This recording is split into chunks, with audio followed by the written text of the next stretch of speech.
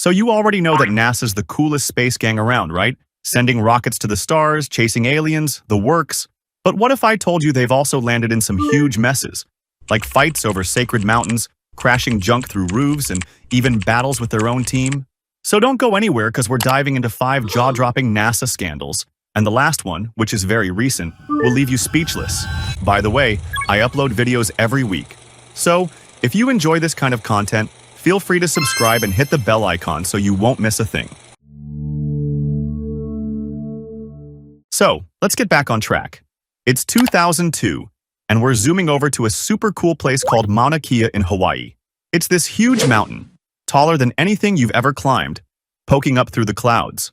Now, NASA, the folks who send rockets to space and dream about aliens, wanted to build some new telescopes up there.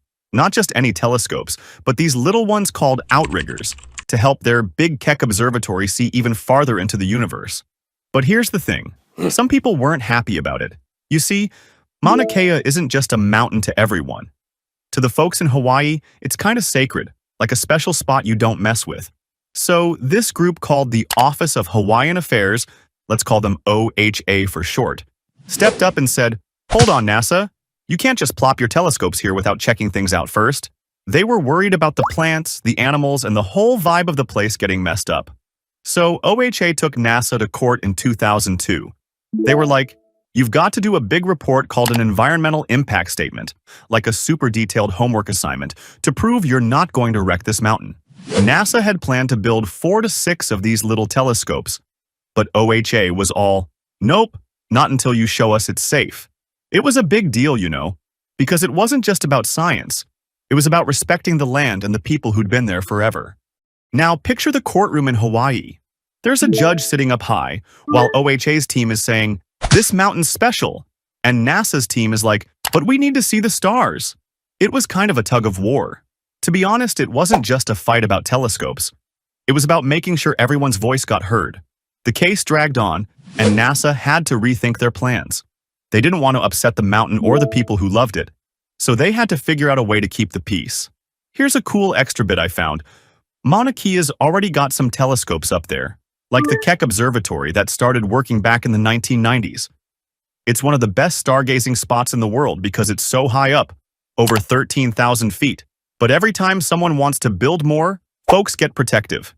This 2002 lawsuit was just the start of a bigger story about balancing science and nature. And it made NASA stop and think real hard. So it's 2021. NASA's got this big plan called the Artemis program. It's all about sending people back to the moon like a super cool road trip to that big glowing rock in the sky.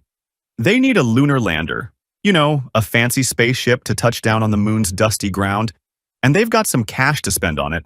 We're talking $2.9 billion, which is like a gazillion pizza parties worth of money.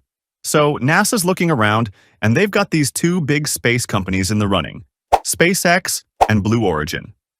SpaceX is run by this wild guy named Elon Musk. You might have heard of him. He's the one with the cool cars and tweets that make everyone go, "Huh?" And Blue Origin? That's Jeff Bezos' crew. He's the super rich dude who started Amazon and decided he wanted to play in space too. NASA was like, "Hey, we might give this job to both of you, you know? Spread the love and keep things fair." Everyone's excited, right? But then, plot twist.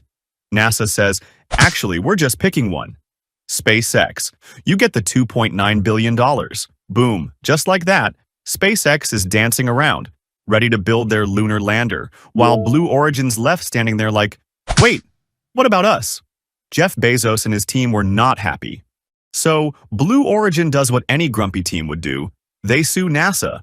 In 2021, they march into a federal courtroom and say, "This isn't fair. NASA messed up big time."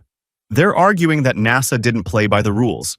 You see, the plan was supposed to be about competition, letting both companies have a shot to make the moon trip awesome. But giving it all to SpaceX? Blue Origin's like, "That's not what you promised." They wanted the judge to stop everything and make NASA rethink the whole deal. Now, here's a little extra I dug up. This lawsuit didn't just stay quiet. People were talking about it. Some folks were Team SpaceX, saying, "Elon's got this, let him run with it." Others were rooting for Blue Origin, like, "Jeff deserves a chance too." The court case dragged on for a bit, but in the end, The judge sided with NASA in November 2021. Blue Origin didn't win, and SpaceX kept the contract. But it showed how wild things get when big money and space dreams mix together. Okay, so it's 2024, and we're in sunny Florida. You know, the place with beaches, alligators, and now, apparently, space junk falling from the sky. There's this family living in a nice little house. It's a regular day until, boom, something smashes through their roof like a meteor in a cartoon. The whole family runs outside, jaws dropped, and there it is.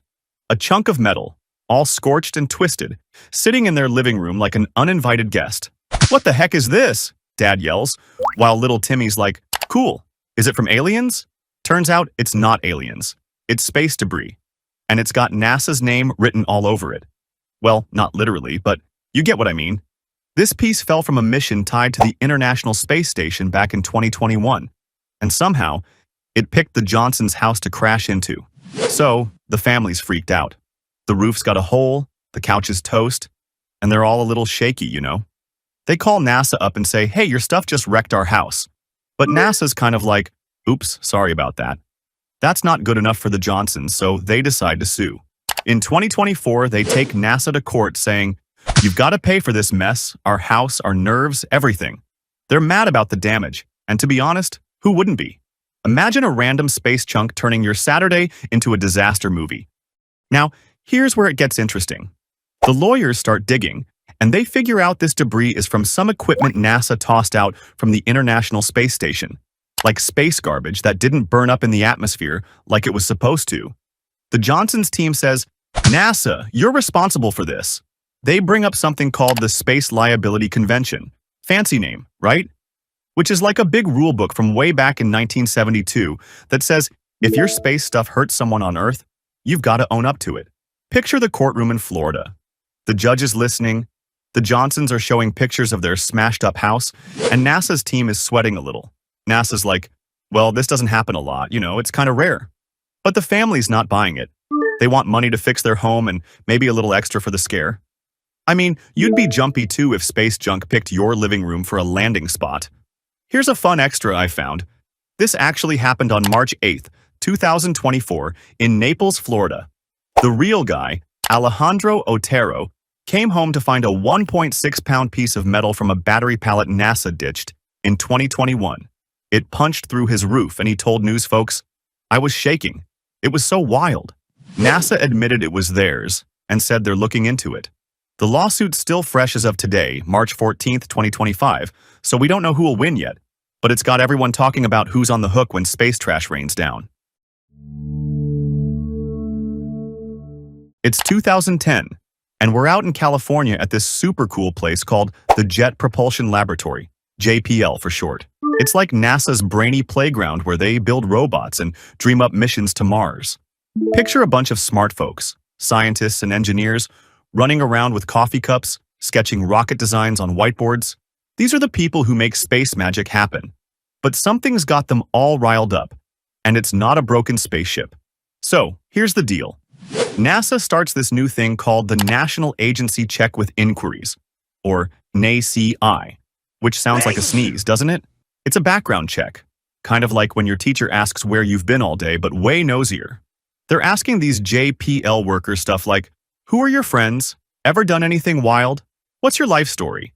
The employees are like, "Whoa, hold up. Why do you need to know all that just for us to build your robots?" See, these folks thought it was too much. They're not astronauts flying into space. They're just regular people who happen to be super smart. One guy, let's call him Bob. He's real, by the way. His name's Robert Nelson. Gets really mad. Bob's been at JPL forever. And he's like, "This feels wrong. I've got a right to keep my private stuff private." So he and a bunch of his coworkers team up and say, "NASA, you're crossing a line." They sue, and it's a big deal. Big enough to go all the way to the Supreme Court, which is like the boss of all courts. Here's where it gets juicy. This case wasn't just about JPL.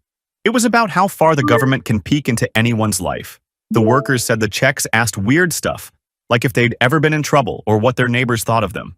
To be honest, it did sound kind of pushy, but NASA's like, "Chill, it's just routine." The fight goes on, And in January 2011, the Supreme Court finally decides. Drumroll, please. They side with NASA. They say, sorry, Bob, the government can do this.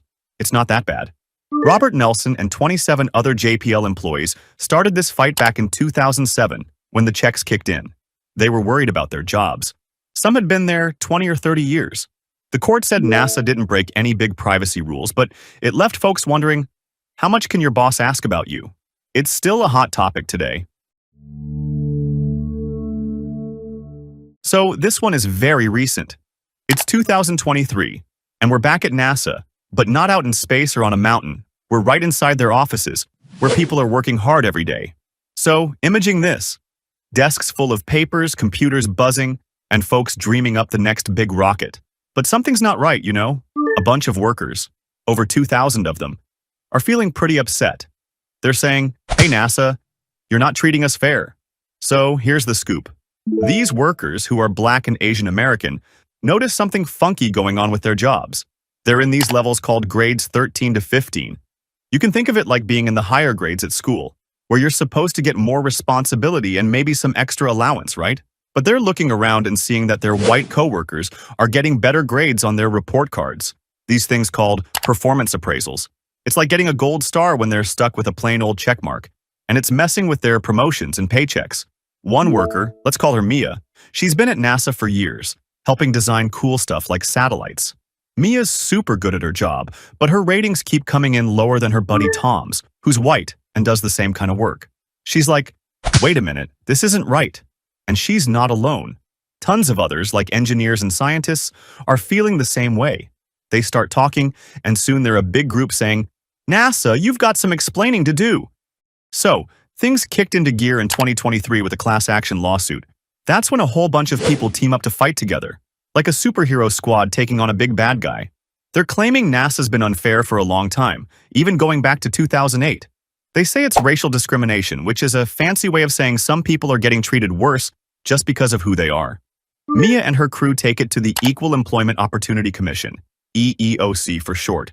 And in 2022, the EEOC says, yep, this is a real case. That's when over 2,000 workers join in, ready to tell their story. So, image this. Lawyers are piling up papers, workers like Mia are sharing their experiences, and NASA's big bosses are scratching their heads like, uh-oh, this is serious. The workers want fair pay, better chances to move up, and for NASA to say, sorry, we messed up. To be honest, it's kind of a big deal. It's not just about money, you know. It's about feeling respected for all the awesome work they do to help NASA explore the stars. But here's the thing. NASA's not just about rockets and stars, you know. They're like that kid who's super smart but keeps tripping over their own shoelaces.